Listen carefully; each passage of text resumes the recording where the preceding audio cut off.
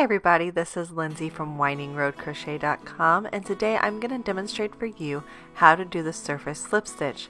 I use the surface slip stitch on the top of my crochet sensory book to make the crocheted flower. So here I have the cover of my crocheted sensory book. This is a book I created to go along with my crochet along called the March Texture Madness. We made a number of these crochet samples with really nice, fun, thick textures, and now I'm putting them all in a book to be a sensory book for my daughter. And I really wanted to cover the front of the book with something special and decided while I was doing it to show you how I surface slip stitch. So let's go ahead and get this started. I'm just going to take a contrasting color of yarn, and looking at where my button is, I'm going to push my hook in from the front of my project to the back, yarn over with my contrasting color of yarn, and pull that loop up and through the fabric. And then if you happen to pull it too tight, you can always tighten that later by pulling on the string in the back. Now, deciding which way I want to go, I'm just going to push my hook through another stitch. Any stitch will be just fine. Yarn over and pull up that loop. I'll have two loops on the hook, and I'll pull the first loop through the second loop. That will create a surface slip stitch. And now the fun thing about a surface slip stitch is that you can continue using this to create a pretty texture. You can put initials on the front of your work. You can put a pattern. I'm just going to freehand a flower here. And we're going to put this button in the center of the flower and use that button to close up our book. So on the back side, I'm just using my fingers and the yarn to yarn over and then pull up a loop and pull it through the loop on the hook, and we'll just continue slip stitching across the surface of this book cover and create our flower pattern. So you can take your yarn in any direction, just working between the stitches. You're going to be able to move your yarn in any of 8 directions, just working in either a diagonal or up, down, or side to side. I'm going to finish this petal and then show you where we're at. So here I have the finished petal, and we are going to go ahead and work on the second petal here.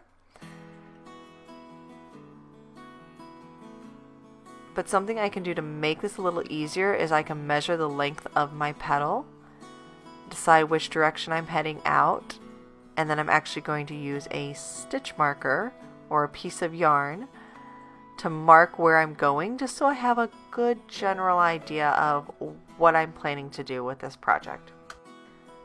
And so I'm just going to go ahead and mark out a few of the petals. That way I have an idea where I'm heading and keep them a little bit more even as I work around. Here we have the second petal done. I just worked around my stitch marker, and we'll do that for the third petal. One of the things I really like about the surface slip stitch, unlike say doing cross stitch on top of this crochet pattern, is how easy it is to remove the slip stitch if you say mess up, you don't like the way these flower petals are going. You can just real easily, I have an example here, you can just real easily pull from the back thread and very easily remove these slip stitches.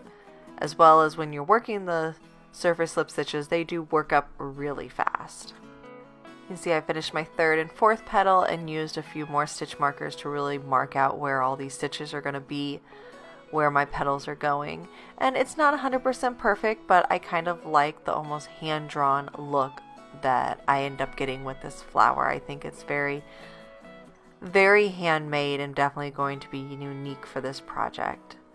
So on the back, if we want to finish off, we're just going to clip our yarn, pull out this loop just a smidge, push our hook from the back to the front, grab that loop and pull it back through to the back, take our hook through the loop one more time and pull that yarn tail through that loop to secure it. And then to finish off, I'm just going to tie these two strands of yarn together to make sure that they don't unravel. And there we have it, a pretty little flower ornament on the front of our book cover. I'm just going to add this button for the center.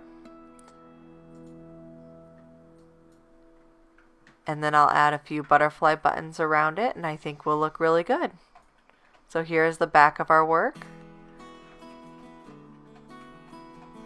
And then here's the front. So I hope you like this tutorial. You can learn more about the March Madness sensory book on my blog. If you like this tutorial, make sure you subscribe and hit the like button. Hit the bell if you want to be notified of the next time I come out with a tutorial.